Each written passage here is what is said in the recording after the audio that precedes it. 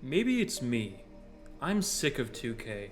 I've been playing it for years, and it seems like every year the game gets more money hungry, and this year specifically, nothing substantial was even added, making this probably the least exciting 2K of my lifetime. You may be wondering why this review is so late. The crazy part is that the NBA season hasn't even started yet. I really don't know why 2K releases in September. The NFL season just started, and I feel like most people aren't even thinking about the NBA until October. I bought NBA 2K24 for $70. I did not want to buy it since none of my friends have the game, and because I heard that 2K24 was more heavily monetized than ever before. But I feel like my reviews help enlighten enough people who would have bought the game otherwise to make up for that $70. But it stings feeling like I financially supported 2K24. At least I could use Xbox Game Pass to get a 10-hour trial of Madden for that review. I'm someone who is usually higher on 2K games than most, and I gave 2K23 a 6.5 out of 10 last year, mostly for the advancement in the game's franchise mode, My NBA. The My Eras feature allowed you to jump into a specific point in NBA history, such as the early 1980s, and your team's logos, uniforms, arena, and roster were all authentic to that era. No other sports game had done anything like that before, so I was impressed. That said, I can't help but feel like 2K has started to stagnate after playing the last few titles heavily. The differences between 2K21 on PS5 and 2K23 on PS5 aren't very large. And even last year I criticized the game heavily and docked it multiple points for the insane amount of microtransactions. We are currently in an era of sports gaming where every single game sucks. EA Sports FC 24 looks to be just your average modern FIFA title. MLB The Show has gotten stale. Madden is a complete joke. The NHL games are underwhelming. For a while, to me, NBA 2K was the best of the bunch, with the best mix of solid gameplay, presentation, and deep game modes. And I think I overrated the series because it looked better than it really was when compared directly to these other worse sports games. I think 2K is aware of this, because they barely touch 2K24. They know the game will sell regardless, and they know that by adding more microtransactions and nothing else, they will still make bank and still have one of the better sports games on the market, for whatever that's worth. NBA 2K24 sat unopened on my PS5's home screen for weeks. I couldn't get myself to play it, not even for the YouTube money. I just really didn't want to. But I need to get this review out before the NBA season starts, so I finally bit the bullet. Isn't that sad though? When I was a kid, I'd be so excited to play the new 2K. Maybe it's just because I'm older now, sure, but I recently just had a really fun time playing Starfield as an adult. So I don't think it's me. I think sports games just genuinely suck ass right now, and being aware of that kills my excitement. NBA 2K24 is not worth your money or anyone's money, which I know is ironic because I bought the game, but how else am I to review it? This game is barely any different from NBA 2K23 with the exception of a new Battle Pass system that has no place in a paid video game and Mamba moments. The rest of this game is not untouched, but it feels close. Gameplay is tweaked and better, but its overall feel is getting outdated.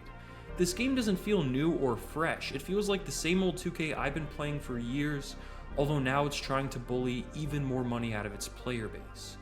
No non-sports game could get away with what 2K does. Fortnite has a battle pass because the game is free to play, and that battle pass is cosmetic items only. So how is it okay for 2K to add a paid battle pass to a $70 game that gives players a competitive advantage online?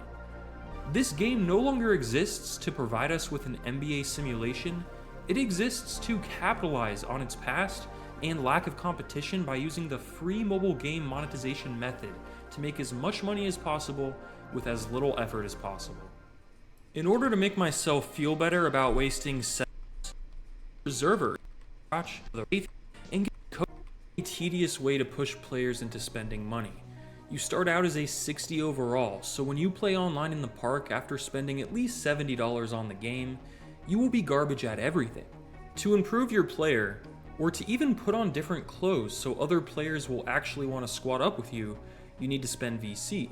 To get VC, you can either play the game or spend real money. you would need to spend $50 for enough VC to make your player a 75 overall. If you want to earn the VC in-game, you can play your NBA career with your My Player, but as a 60 overall, he will be one of the worst players in the league. And you barely get any VC on a per-game basis. New to 2K24 is badge regression, so if you aren't staying on top of a specific badge, it will regress to a worse version. This mode feels like it only exists to push and bully you into spending more money. $70 wasn't enough. Now you need to drop 50 on VC just to be a 75 overall. But if you want cool animations and clothing and you want to be at least an 80 overall, that's another $50 of VC. Or hundreds of hours grinding My Career games or another mode.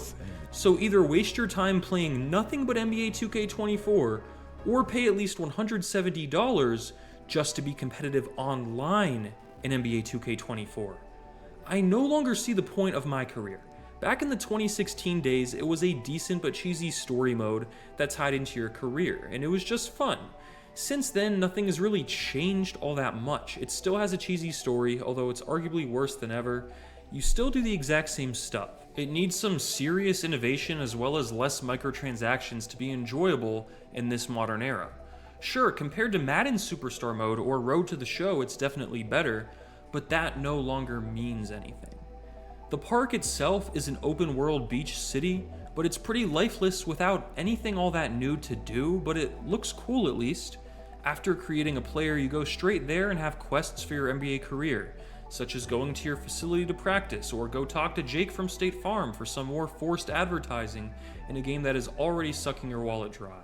Mamba Moments is the best addition to this game. Like the Jordan Moments last year, this mode gives you a chance to relive history as Kobe Bryant throughout his career. It's a fun mode and something I wish other sports games would include. Despite all of their faults, at least 2K respects the history of the sport they represent.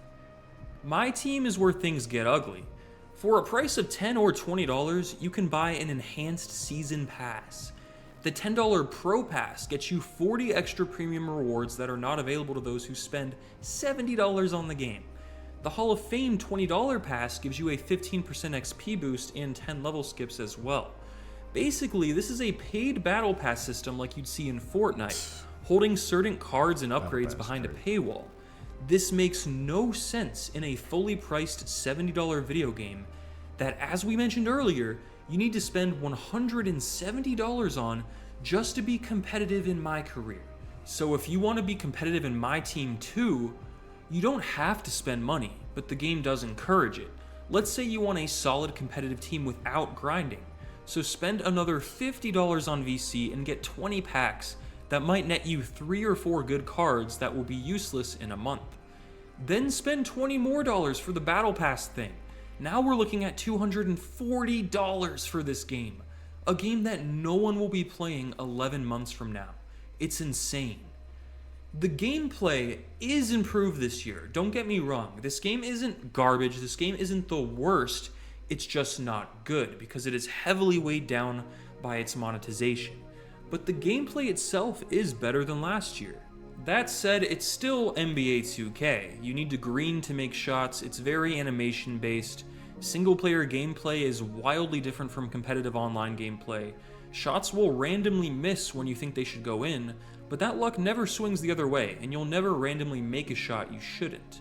It plays well, don't get me wrong, this is a fine 2K on the court, but it's not pushing the envelope or really improving all that much. It's not giving me any real reason to upgrade from 2K23. The game hasn't looked or felt that different since 2K21 dropped on next gen. Presentation is basically identical to last year, besides some broadcast package tweaks. My NBA, the franchise mode, added a new light option for those who want a less complicated, more simple franchise mode. And there's also a new era in the 2010s. I wish they instead added a Bill Russell era with a black and white broadcast filter like they sort of did in 2K12 instead of the LeBron era though. Also, some players will actually age in My NBA. For example, Kobe will lose his hair over time, which adds immersion.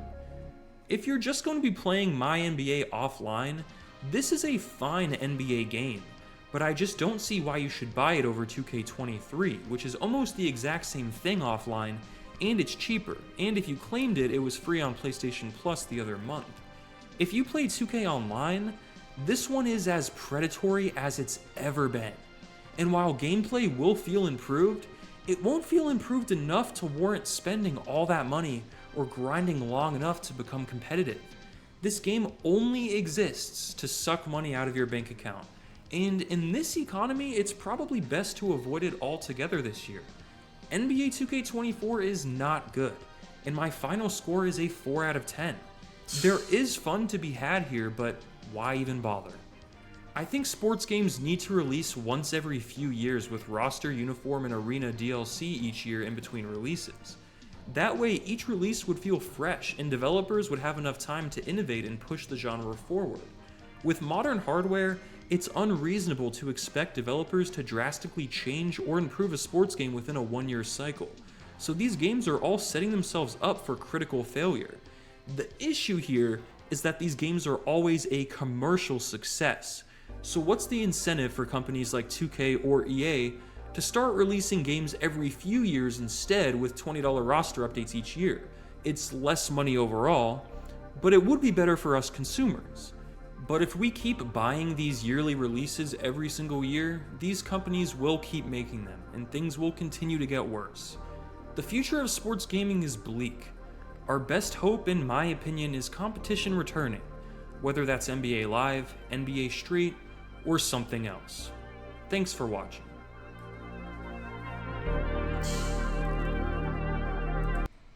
Niggas is 2K fiends. They ain't gonna stop buying that shit. That's my take for the day. Like, comment, subscribe. Appreciate you if you hear shit. If you hearing me right now, thank you.